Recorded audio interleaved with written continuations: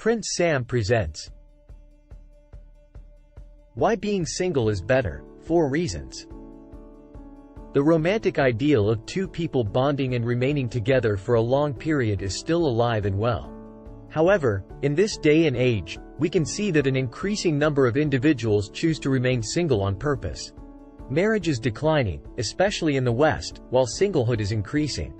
According to statistics from the 2019 General Social Survey, more than half of Americans between the ages of 18 and 34 reported not having a consistent romantic companion. More than 40% of households in Germany were headed by a solitary person. However, while Western nations lead the way in terms of one-person households, there is a worldwide increase in the number of individuals living alone.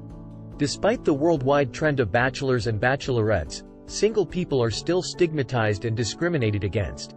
A 2020 study named, "Are Single People a Stigmatized Group?" Single individuals endure discrimination, prejudice, and financial difficulties, as they do, earning less and paying more taxes, as well as paying more for social benefits and healthcare. But it's not all bad news. According to the same study, many people appreciate being single. According to social psychologist Bella DiPaolo's article, married individuals aren't happy. Not always better off. Claims that marriage makes people happier, healthier, and more integrated into society. Society's exaggerations are either grossly exaggerated or simply incorrect, she claims. Furthermore, being single has many advantages over being married in terms of purpose, pursuing interests and passions, and personal development. Is it therefore preferable to be single? It all depends. Different people seek various items. Relationships and matrimony work very well for many people. However, some people are opposed to the concept of partnering up and settling down. They thrive when they are unmarried. As a result, the purpose of this film is not to persuade people to avoid relationships and marriages, or disparage those who are in them. It's not even a defense of being unmarried. The purpose of this brief essay is to give several reasons why being single may be beneficial. A better choice. 1. Relationships and marriage will not always make us happy. For most of recorded history, marriage has been the foundation of civilization. Marriage and relationships are still regarded as the proper modes of life. Society expects us to find someone to marry, establish a family, and have children when we are young. Live blissfully ever after, ideally. But what if you're not married? If we believe that being in a long-term relationship is part of living a full existence, or marriage, then those who do not fulfill that criterion have failed. As a result, it's no wonder that singles are often looked down upon. Numerous studies, according to author and sociologist Eliakim Kislev's piece, linked below. Marriage has been praised and stigmatized in the 20th and early 21st centuries. You should be unmarried. However, he added, newer studies show that married people are not happier and healthier than originally thought. Kislev summarizes a number of research that show the following. People who marry are generally happier in the year of their wedding, but ultimately, their contentment returns to its previous level. At all marital durations, there is always a decline in happiness in married partners. Furthermore, there is no proof that children influence life satisfaction. So, according to new research, marriage has no effect on long-term happiness. Furthermore, Bella DiPaolo claims that many individuals are single at heart. Singlehood is the most meaningful, authentic, and fulfilling way of living for them. 2. Developing healthier types of love. Many societies elevate romantic love to the status of ultimate concern, implying that it is paramount. One of the most important aspects of living that a person can pursue. However, there are other methods to love besides romance, such as love between friends, family partners. Friendship may not be as appealing as a fiery romance filled with lust and emotion. However, Some ancient sages contend that romance isn't the healthiest type of love due to the amount of suffering that it entails. Consider Epicurus, an ancient Greek philosopher who taught the wisdom of managing our pleasures in order to live peaceful and happy lives. Epicurus was a strong believer in friendship and the simple pleasures of living in the company of pals, like bread, cheese, and weak wine. But he saw romance, and especially sexual intercourse, as normal but unnecessary. A desire that has the capacity to be harmful. Sexual intercourse has never helped anyone, and one must be satisfied if it has not harmed, Epicurus remarked. However, he believed that it is not so much the sexual intercourse as it is sexual desire that disturbs a peaceful psyche. Following such desires may result in adultery, violence, addiction, illnesses, or an unwanted pregnancy. Violence, even homicide, is not uncommon. Epicurus also cautions that sexual desire can lead to self-destruction by wasting our time and resources on the individual we want. Or, to put it another way, we are exchanging our very existence for a piece of human meat. Today's romantic partnerships are frequently breeding grounds for passion.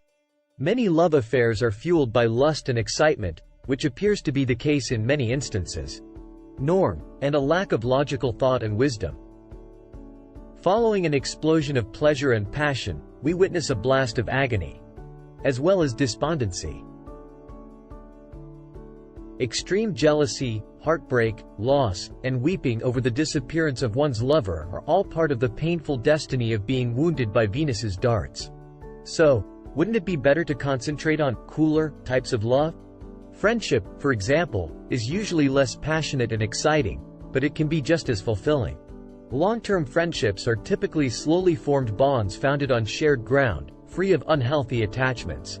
It's not as hot and blazing as romance, but it's as refreshing as an early breeze.